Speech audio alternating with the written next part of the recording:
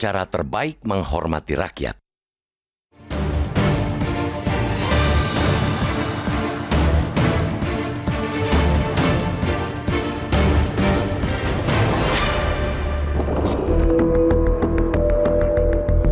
Menghadirkan beragam bakal calon kepala daerah, wakil calon kepala daerah di ajang pilkada untuk menghormati rakyat.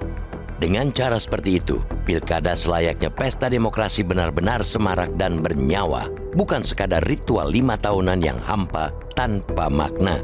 Pilkada serentak 2024 sempat dibayang-bayangi kekhawatiran terjadinya paceklik calon pemimpin daerah. Penyebabnya ialah syarat yang terlalu berat atau threshold bagi partai politik atau gabungan partai politik untuk mengajukan calon bupati, calon wali kota, dan calon gubernur. Namun kesulitan itu akhirnya teratasi setelah Mahkamah Konstitusi selaku lembaga tunggal penafsir konstitusi membuat terobosan luar biasa melalui putusan nomor 70/PUU-22 Romawi -2024. Lembaga yang kini tidak lagi diketuai Anwar Usman itu membuat keran demokrasi terbuka kembali.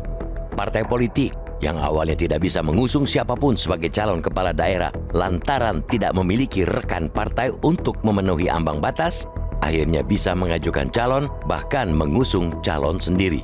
Keran demokrasi itu memang nyaris saja tertutup karena ada tangan-tangan tidak terlihat atau invisible hand yang ingin membegalnya di tengah jalan.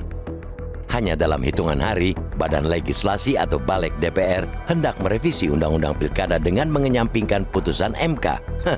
Namun, rakyat yang sudah muak dengan sandiwara politik serempak bergerak. Mereka turun ke jalan, tidak hanya di Jakarta, tetapi juga di berbagai daerah seperti Bandung, Surabaya, Solo, Yogyakarta, dan sejumlah kota di luar Pulau Jawa seperti di Makassar. Gelombang aspirasi rakyat yang semakin membesar tidak lagi bisa dibendung. DPR akhirnya menyerah. Mereka tidak memaksakan untuk merevisi Undang-Undang Pilkada yang berpotensi besar menjadikan negeri ini dikuasai oleh kartel politik.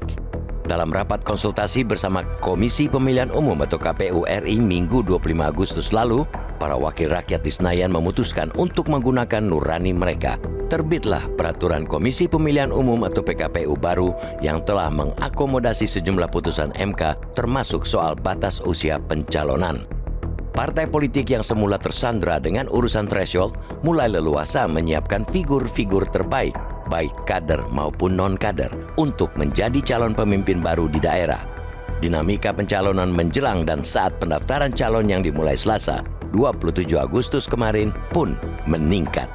Di Jakarta misalnya, PDIP yang kembali memiliki energi untuk mengusung calon gubernur dan calon wakil gubernur sendiri hingga kemarin masih tampak sangat intens mengutak-atik pasangan calon yang bakal mereka ajukan.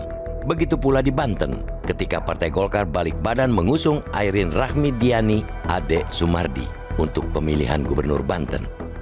Partai beringin mencabut dukungan untuk Andra Soni Dimyati Natakusuma sebagai bakal calon gubernur dan calon wakil gubernur Banten. Padahal Golkar sudah menyerahkan formulir B1 KWK kepada Andra Dimyati sebagai salah satu syarat pencalonan ke KPUD Banten.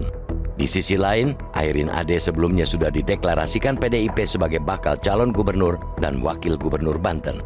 Apa yang dilakukan PDIP di Jakarta juga perubahan sikap Golkar di Banten tentu harus diapresiasi. Publik bisa melihat mereka tengah menjalankan fungsinya sebagai partai politik yang sesungguhnya, yakni menjadi sarana kaderisasi dan seleksi pemimpin yang sesuai dengan aspirasi masyarakat. Bukan tidak mungkin langkah itu juga bakal diikuti oleh partai politik lain. Mesti kita tegaskan, kontestasi pilkada tidak melulu dimaknai kalkulasi menang kalah, tetapi bagaimana partai politik responsif mendengarkan kehendak rakyat yang merindukan hadirnya beragam bakal calon pemimpin daerah. Inilah demokrasi yang sejati, demokrasi yang memungkinkan rakyat memperoleh banyak pilihan, bukan demokrasi seolah-olah.